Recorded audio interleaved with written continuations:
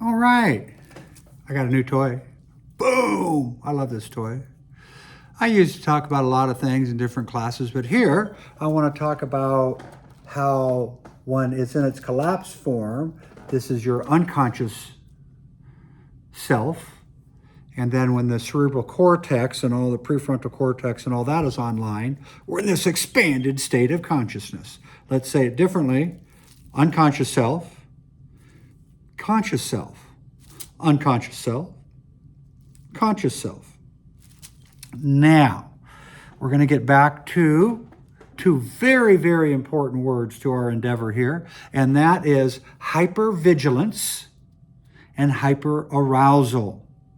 So that is going to reflect, for most of us, early childhood trauma programming, that tuning fork programming that said the world is not safe. The higher the trauma score you got in the ACEs inventory, the more likely you have that message. The world is not safe. So hypervigilant means we're always scanning. We're always looking around. Am I safe? Am I safe? This will look like ADD, but it's not. It's scanning the environment with that big question in mind. Am I safe? Am I safe?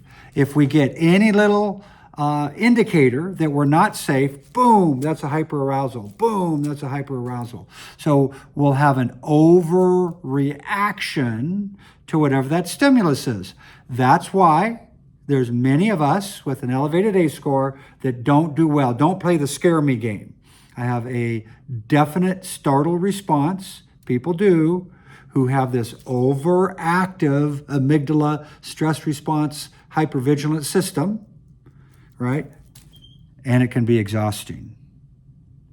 Even to this day, because I am hypervigilant, if I go eat in a restaurant, I always want to sit in one place. And that's a place, my back against the wall, and I can survey the whole scene. It's what I need to do to feel good and relax. You want me to not be relaxed during that meal? Put me at a table that my back's to the door, that anyone walking through the door, I'm this guy. Always checking out who just got here. Do I really give a shit who just got there? I don't. There's a question. We okay here? I got to throw down with anybody here? What's happening? So hypervigilance and then an overreaction to stimulus, hyperarousal, absolutely corresponds with having that unsafe childhood environment indicated by your elevated ACE score. Now, in the common world, people are using this word triggered, as if someone is doing something to you. Do I have an overactive stress response system? Absolutely. Can I easily enter into a state of reactivity? Absolutely. But that's inside out. That word triggered that people will use, they'll often use it as if you did something to them. The problem with that use of that language is, oh my God, you triggered me. Oh my God, that word triggered me. Oh my God, that thing triggered me, is that it is usually used to say, I'm a victim of what you did. Okay? Here's the catch. You as a helping professional, give up that damn word. No, you're not triggered. You're in a state of reactivity. Okay. Now what are you going to do with that information? What can you do to create a more peaceful world for yourself, knowing that certain behaviors, certain things out there in the world, people are going to do, and your adrenaline's going to pump up, and your amygdala is going to activate, and you're going to move into fight or flight. The way out isn't to shame yourself about having a state of reactivity, but it's to take responsibility for it. Okay, all right. What do I need to do to slow down my heart, to breathe, to take care of this? Now, this will be a little confusing. To provide a trauma-informed service means we use a universal precaution that indicates we know people are going to tend towards being triggered, or they're going to tend towards entering the state of reactivity. So we want to provide an environment the best we can to not have people enter those states of reactivity. At the same time, eventually, it'd be very useful to help them identify where that's coming from and some skills that they can do about it. But especially for you and I, we're supposed to be evolved or evolving, helping professionals. Get rid of that word triggered. No, you're not. You're in a state of reactivity. No one's done anything to you. There's something has happened that you're having a response.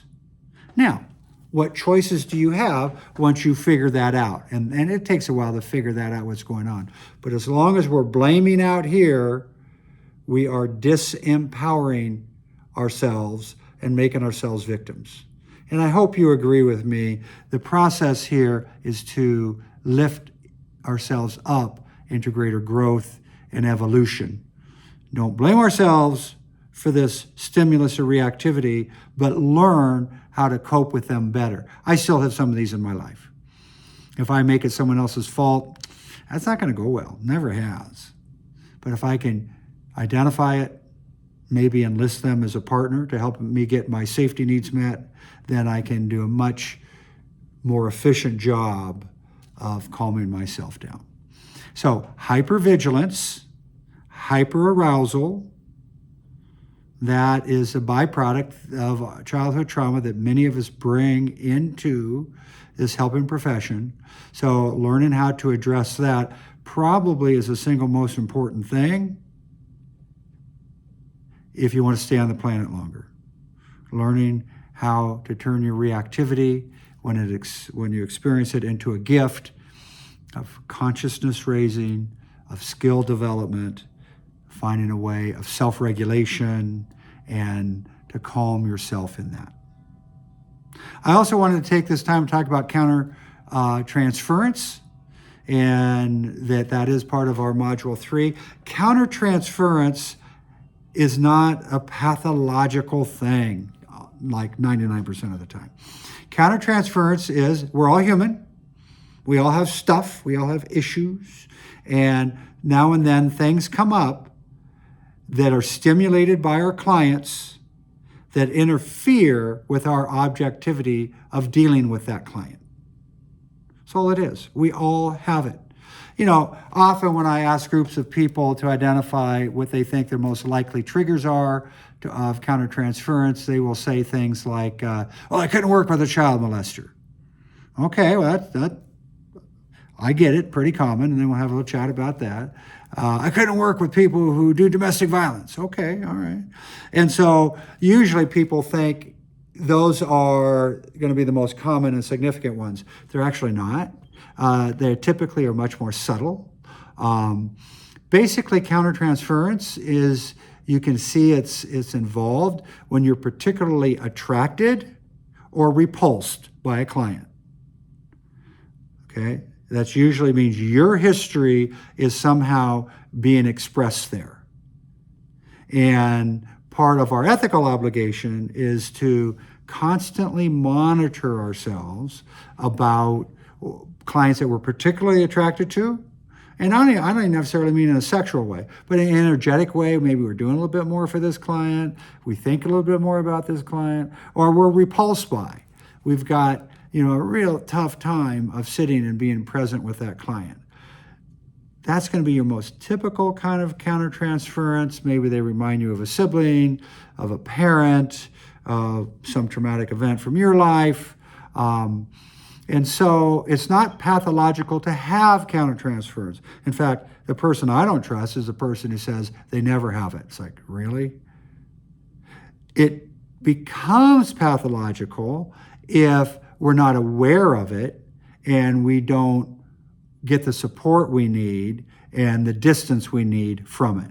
And that's where good supervision comes in, and chatting with colleagues about it and other safe people in your life. But the hardest thing that I have found for people towards addressing their countertransference is being willing to say, hey, I wanted to smash this person in the face. That was happening with me. You never say it to them, but you could say it to your colleague. Or, I keep trying to save this person. What's that about? It's allowing yourself to be vulnerable with your imperfection. That's really what is required. Allow yourself to own it, to be vulnerable with your imperfection, to try and get it to go from the unconscious to the conscious.